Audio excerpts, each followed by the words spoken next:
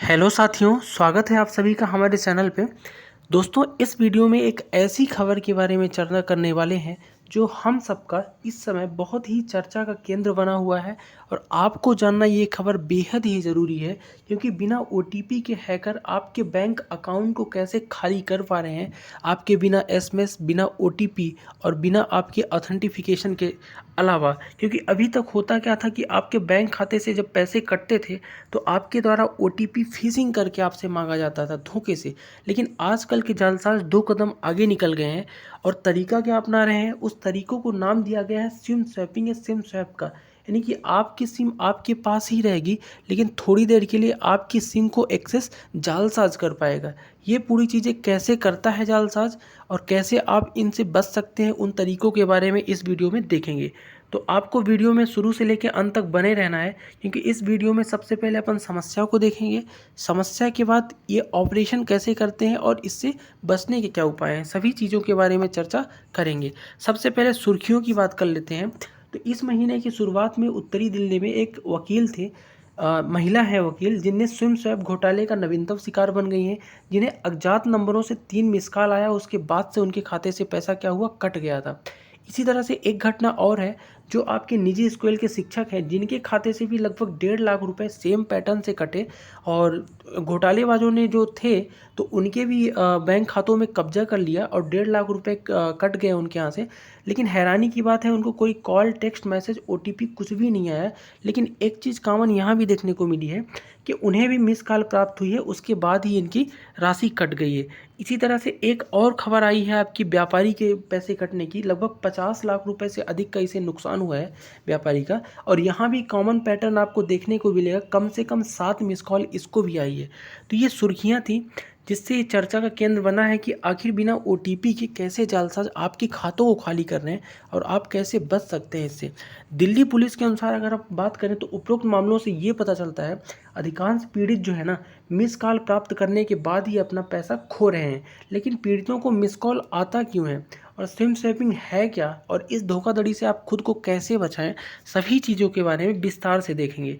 सबसे पहले अपन ये समझेंगे कि सिम स्वैप घोटाला है क्या। तो देखो, बैंकिंग सेवा जो है उसको आसान बनाने के लिए और बैंक वाले क्या करते हैं, निर्बाध रूप से आपके ट्रांजैक्शन करने के लिए ओटीपी की सुविधा देते हैं, यूपीआई की सुविधा देते हैं, इस तरह के बैंकिंग लिंक का यूज करते हैं। तो अभी तक जो पहले जालसाज होते थे, आपके बैंक ओटीपी को उत्पन्न करके आपके खातों से पैसे उड़ा ले जाते थे अनऑथराइज तरीके से। लेकिन अब जो है ना, सिम स्वैप की अगर बात करें तो सिम स्वैप में जालसाज करते क्या है, सबसे पहले आपको फिशिंग या बिशिंग की मदद से आपका जो व्यक्तिगत डेटा है, जैसे फ़ोन नंबर, आधार कार्ड, बैंक खाते का विवरण, पता, ये सब आपसे ले लेते हैं। अब ये लेते कैसे हैं, तो देखो, फिशिंग एक ऐसी तकनीक है जिसके द्वारा आपको अपनी बातों में उलझा के आपकी डिटेल निकाल लेते हैं, या फिर बिशिंग करके। अब बिशिंग क्या है, बिशिंग लेट सपोज आपको बोल दिए, मुबारक हो सर, आपको इतने रुपए की लॉटरी लगी है, आपके घर ये सामान पहुंचाना है, इसके लिए आप एड्रेस, आधार नंबर वगैरह आपको देना पड़ेगा।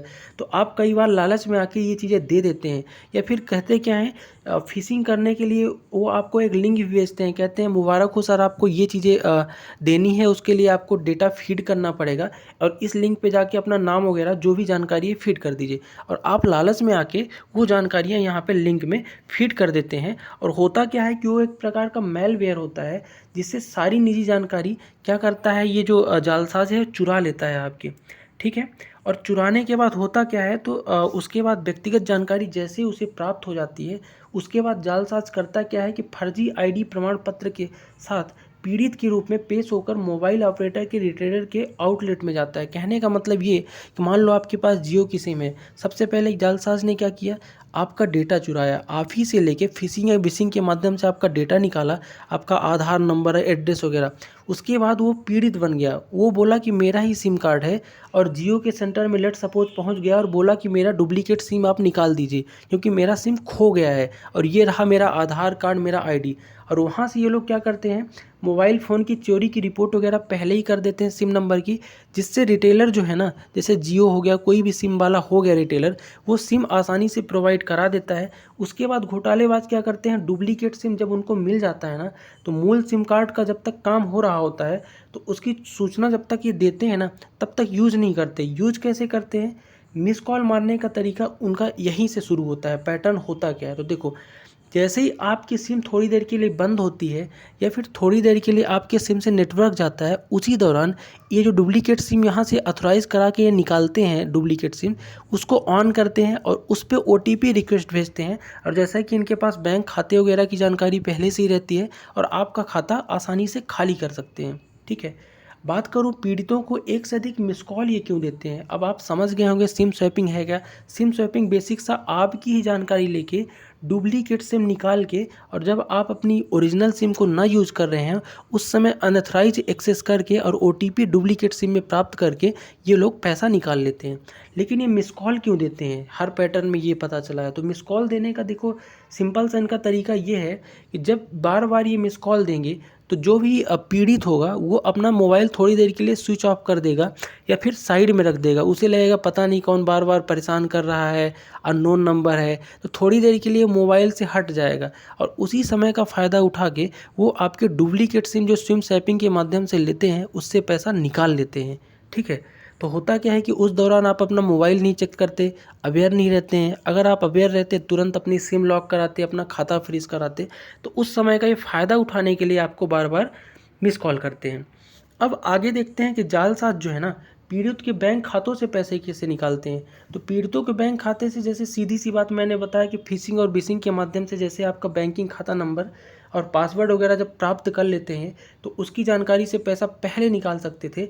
लेकिन अब क्या है कि उनके पास पीड़ित की डुप्लीकेट सिम कार्ड की पहुंच है, इसलिए सभी OTP जो है घोटालेबाजों के पास चले जाते हैं और प्रमाणित करके पैसा आसानी से OTP द्वारा निकाल लेते हैं। ठीक है, अब यहाँ पे एक सवाल और बहुत ख़ास बनता है कि धोखेबाज जो होते हैं पीड़ितों को कैसे ढूंढते हैं कि हमारा टारगेट कौन होगा। तो देखो पुलिस ने कहा है कि आरोपी या तो डेटा उल्लंघन में शामिल हैकर से डेटा खरीदते हैं। आपने सुना होगा ऐसे ऐसे नेटवर्क के बारे में सुना होगा जो आपका डार्क नेट वगैरह, तो वहाँ से या तो डेटा खरीद लेते हैं जहाँ से डेटा वगैरह चुराते हैं। अभी हाल ही में खबर आई थी कि कोविड-19 के वैक्सीन के समय अपना डेटा चोरी हो गया था, तो वहाँ से या तो डेटा चुरा लेते हैं या फिर जो मोबाइल रिटेलर होते हैं, निजी कंपनियां वगैरह हैं, वो डेटा इनको आसानी से दे देती हैं। मान लो आप किसी शॉपिंग मॉल में गए, वहाँ अपना फ़ोन नंबर डिटेल वगैरह सब कुछ डाल दिए, तो वो लोग भी डेटा कहीं ना कहीं बेच देती हैं, तो वहाँ से भी इनको डेटा मिल जाता है और वहीं से टारगेट करते हैं पीड़ितों को। ठीक, अन्य खबर के बारे में अगर बात करूं तो दिल्ली पुलिस के मुताबिक घोटाले के संबंध में अभी तक कोई भी गिरफ्तार नहीं किया गया है, ना अभी तक इस मामले का अच्छे तरीके से खुलासा हुआ है। और आरोपी गिरफ्तारी से बचने में कामयाब क्यों रह रहे हैं और पैसा क्यों वापस नहीं मिल पा रहा है, इसका भी एक बहुत बड़ा कारण है। कारण क्या है कि डुप्लीकेट सिम से ये तुरंत छोड़ देते हैं। जैसे ही इन्होंने पैसा निकाल लिया उसके बाद डुप्लीकेट सिम फेंक देते हैं। जब डुप्लीकेट सिम फेंक देंगे तो आप इनको सर्विलेंस के जरिए भी नहीं पकड़ पा रहे हो, और साथ में ये जो पैसा है पैसे की वो भी आप फ्रीज नहीं कर पाओगे, क्योंकि पैसे को ये लोग क्या करते हैं क्रिप्टो करेंसी, ये आप यहाँ देख सकते हो कि पैसे को क्रिप्टो करेंसी में क्या करते हैं बदल लेते हैं, तो आप इनका पैसा भी फ्रीज नहीं कर पाओगे। ठीक है, इसलिए आरोपी पकड़ में नहीं आ रहे हैं।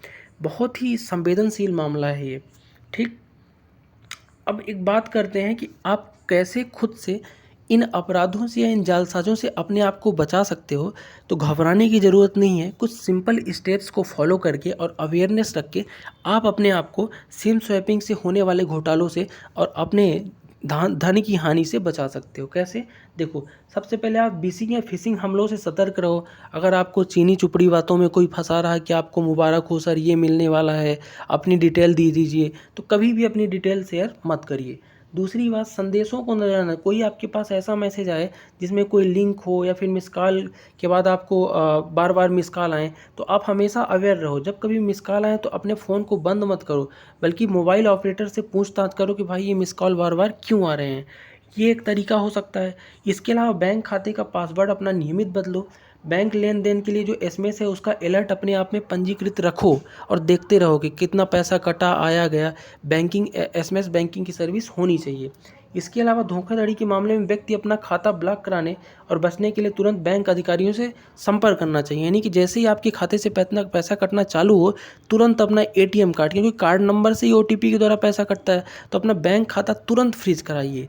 और इसके लिए आपको अपने मोबाइल पे अवेयर रहना पड़ेगा। तो सतर्क हो जाइए। कोई अननोन नंबर से बार बार अगर आपको मिस कॉल आ रहे हैं तो आपको सतर्क हो जाने की ज़रूरत है। ठीक है, तो इन छोटे-छोटे उपायों से ही बच सकते हैं। फ़िलहाल इसका कोई अभी ठोस कारगर उपाय मिला नहीं है इसके बचाव का।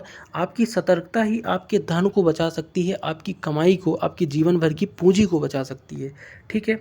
तो आशा करता हूँ सिम स्वैपिंग क्या होती है और किस तरीके से फ्रॉड लोग सिम स्वैपिंग का यूज़ करके आजकल लोगों को ठग रहे हैं ये नए-नए जालसाज़, और कहाँ से डेटा प्राप्त करते हैं, ये सभी जानकारियाँ आपको समझ में आ गई होंगी। अगर आपको वीडियो अच्छा लगा हो और समझ में आया हो तो आप सजेशन अपना कमेंट बॉक्स में दे सकते हैं। बाकी वीडियो को लाइक और चैनल को सब्सक्राइब भी कर सकते हैं। मिलते हैं किसी अन्य वीडियो के साथ, तब तक के लिए आप सभी को जय हिंद।